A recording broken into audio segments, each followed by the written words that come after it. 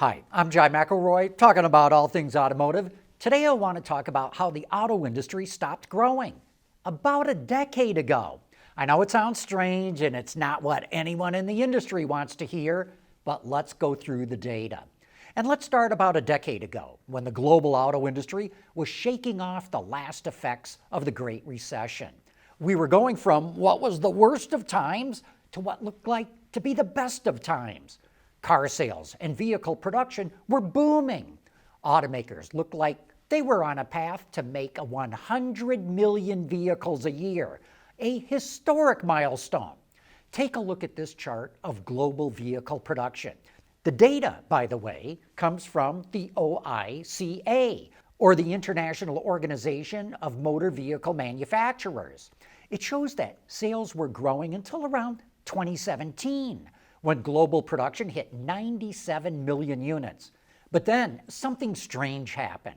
Sales and production stopped growing and started to fall.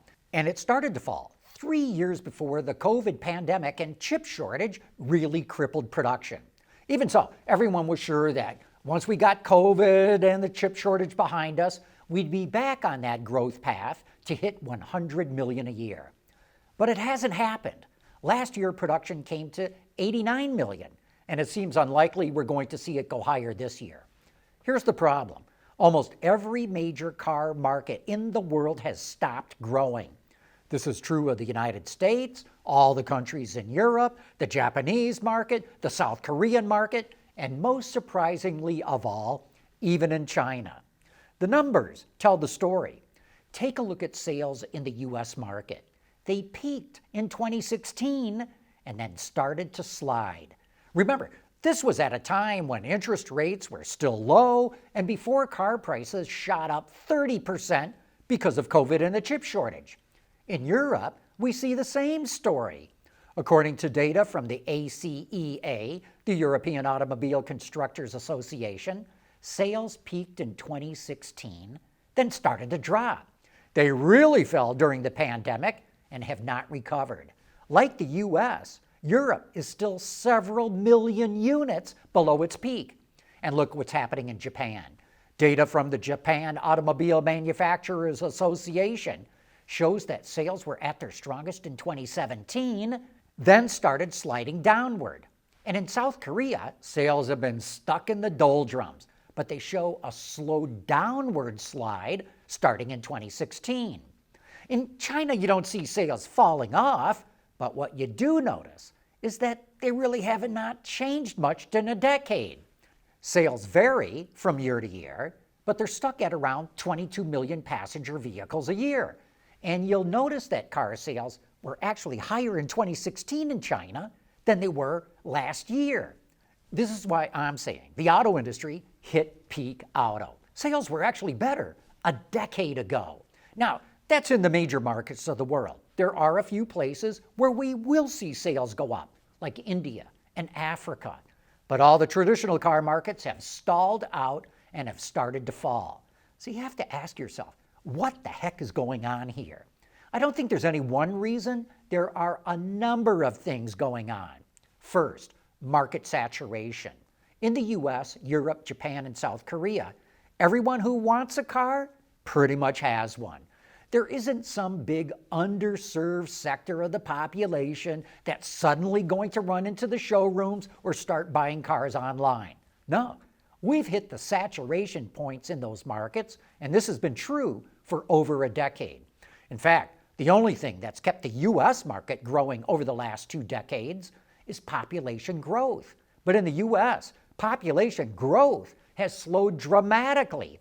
And in most of Europe, as well as Japan and South Korea and China, the population has actually started to decline. In fact, China and Japan are seeing their populations decline by several million people a year. Along with decline, we're seeing populations getting older. Japan and all the countries in Europe have the highest percentage of people over 65 years old. And older people just do not buy as many cars.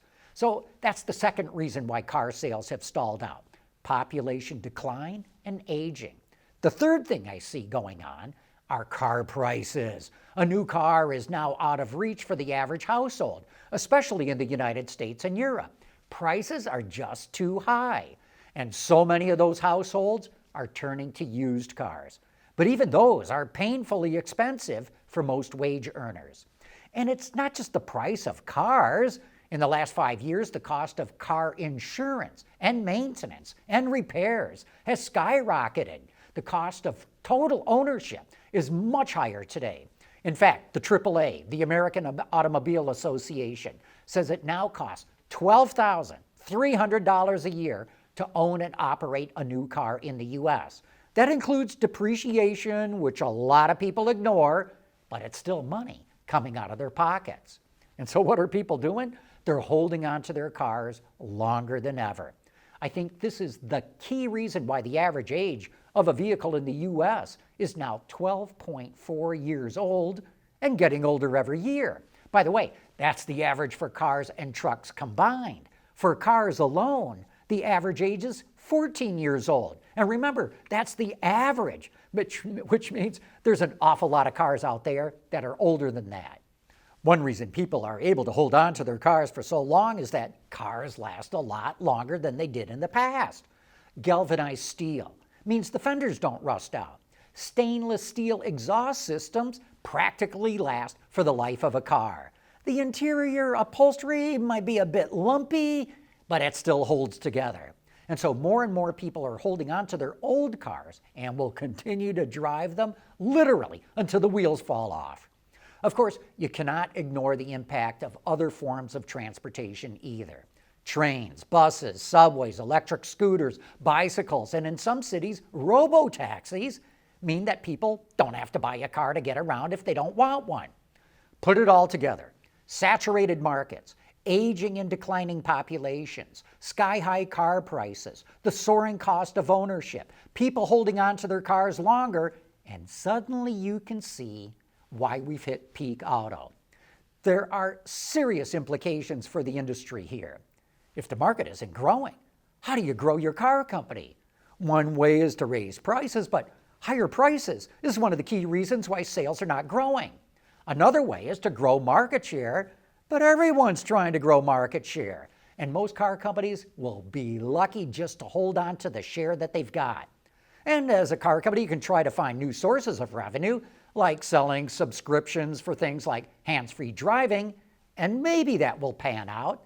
But so far, the jury is out over how much car owners will pay for additional services in their cars.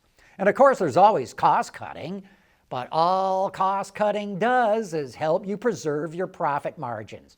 A car company cannot grow its way to prosperity by cutting costs, because at some point, you just run out of costs to cut. And so we're entering uncharted territory. The auto industry has never encountered this before, and I think it doesn't even want to talk about it. I mean, I haven't heard any CEO talking about peak auto.